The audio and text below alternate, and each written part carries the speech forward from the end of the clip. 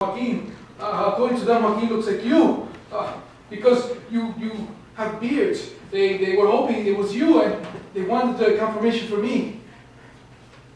I've been dead before.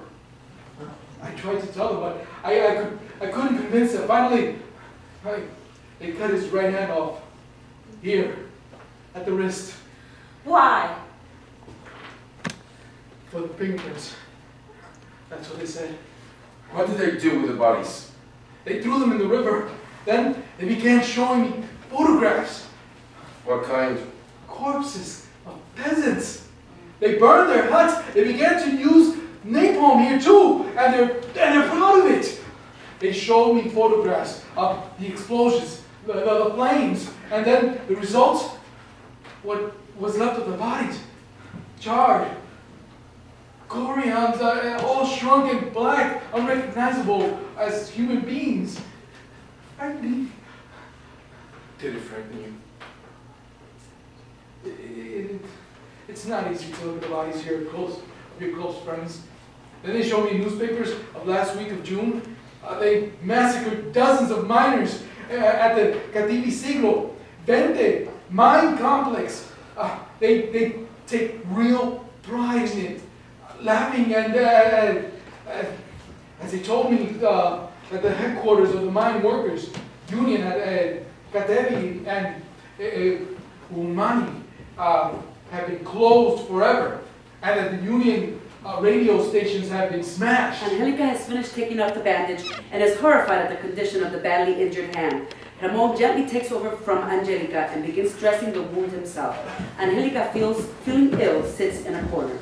Jesus enters, smiles at Angelica and Pepe, stops to listen. It'll be all right in a couple of months. Did you faint when No. you were brave, Pepe? Not all of us could take this. Will the nails grow back again? They will. What else would they show you? I think they do it with every prison. In fact, was in order, well organized. 2 scrapbooks with full pictures and articles. Not on Bolivia alone. Also on other countries where things aren't going so well for us, like Guatemala, where a new group, the White Hand, arrests executives in the streets, anyone suspected of being sympathetic to the movement. I know. They received 2,000 rifles and machine guns under the American aid program.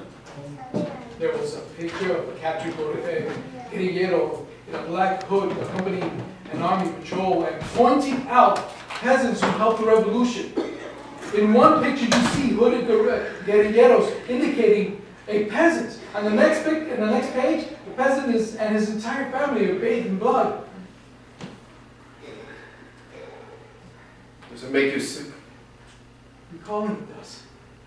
And I vomited when they made the same offer to me, a black hood to cover my face and a free trip around the country condemning people to immediate execution.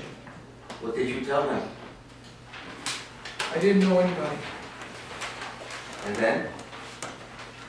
Another round of punches. And some more pictures showing other defeats. Students shot in Ecuador. Peasants hung in Paraguay in Colombia. And in the Dominican Republic, the bodies of 17 young students. According to them, they fell into a trap.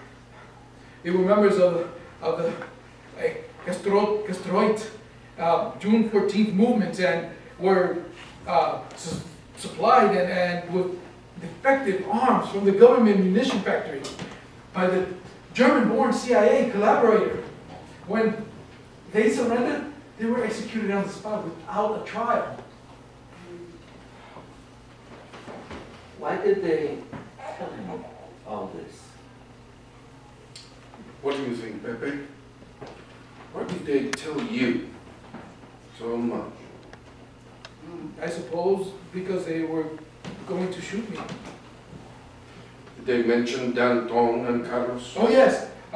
According to them, they were captured in the village of Mayapampa, tortured, and as a result, they confessed everything. Do you believe it? I don't know. I really don't know. You believe that Danton could betray us? No. They're charged with rebellion, murder, armed robbery, assault, everything. Well, they'll get 30 years if they're able to survive the daily beatings. They'll survive. They will. Also because world opinion is important and it's known that they are alive.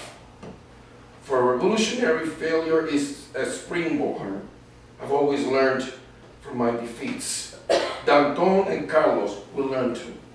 And if they die, It matters little to the individual guerrillero whether or not he survives. Revolution does not die with him.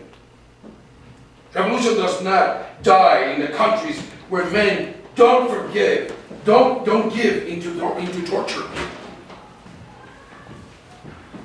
Some leaders will die, victims of their errors.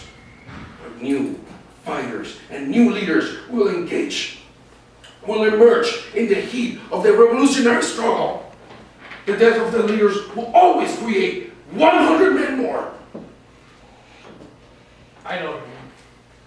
Forgive me, but I was so alone among those torturers. You must learn to fight alone. Camilo Cienfuegos, one of our Cuban heroes, was surrounded by 600 men.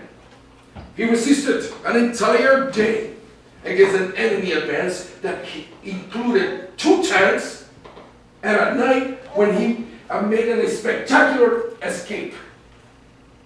He had at least weapons. Not many.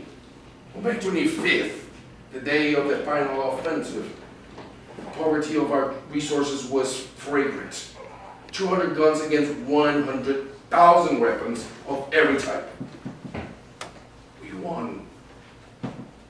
But what's important today is that you're here.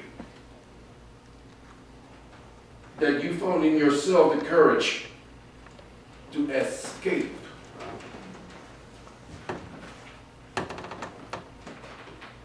You say you escaped. Is it true? No, they let me go. Why? To kill you, no. Jesus immediately searches Pepe and finds a small revolver on him.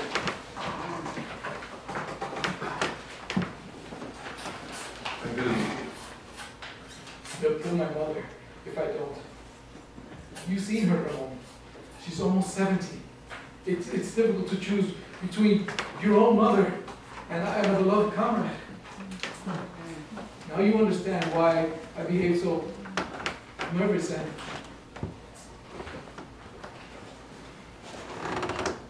I have an idea. C. Robert Kennedy said, in Latin America, half of the children have no schools to attend, almost half of the adults cannot read or write, tens of millions of city dwellers live in unbearable slums, millions more in rural areas suffer from easily curable diseases without hope of treatment. In vast areas, men and women are crippled by hunger. The harsh facts of poverty and social injustice will not yield merely to promises and goodwill. Privilege is not easily yielded up. But until the interest of a few yield to the needs of the many, the promise of progress will remain an empty mockery for millions. It's high time we stopped helping military juntas in South America, Asia, and Europe. He was murdered. In the Bolivian jungle, Pepe and Angelica enter. They have 2 small knapsacks on their backs. Pepe's carrying the 3rd knapsack on his left hand. His right hand is still bandaged. this is the last oasis before the